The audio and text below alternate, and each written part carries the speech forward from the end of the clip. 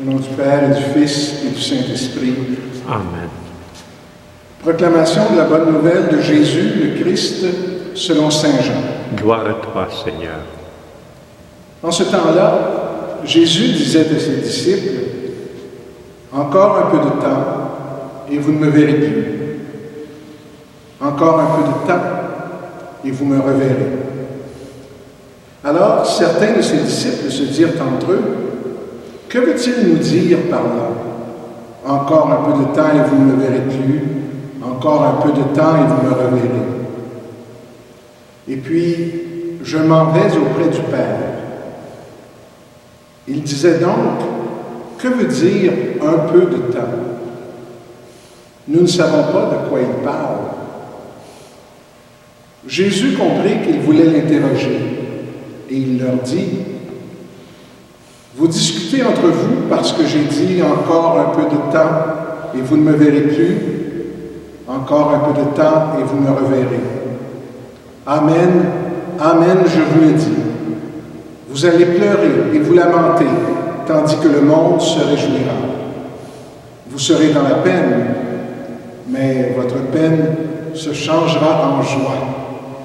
Acclamons la parole de Dieu. Louange à toi, Seigneur Jésus.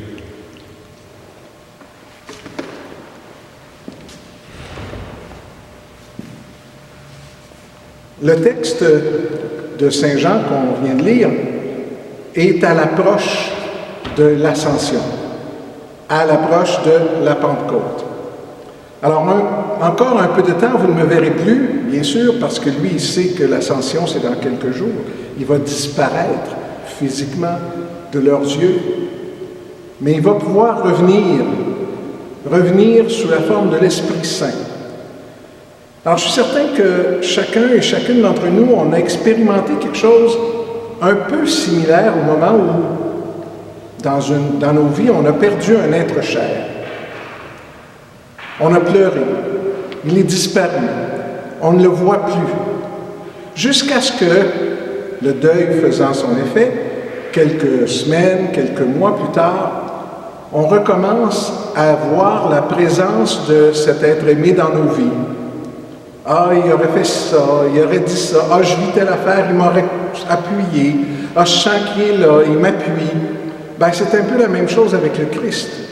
Le Christ qui est parti physiquement de la terre, mais qui est toujours présent dans l'Esprit Saint. Dans l'Esprit Saint qui habite en nous.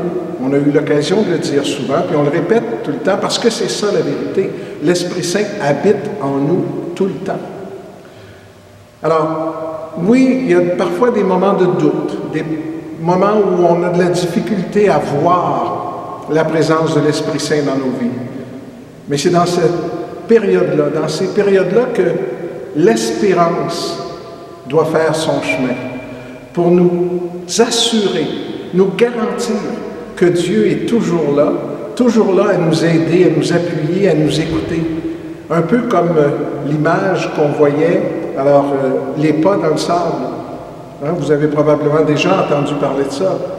Hein, la personne qui dit à Jésus, « Je comprends pas, tu m'as promis d'être là tout le temps.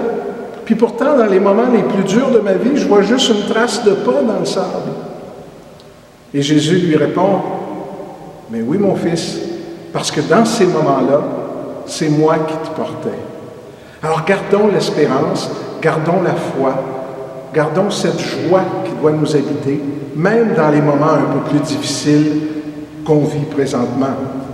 Amen.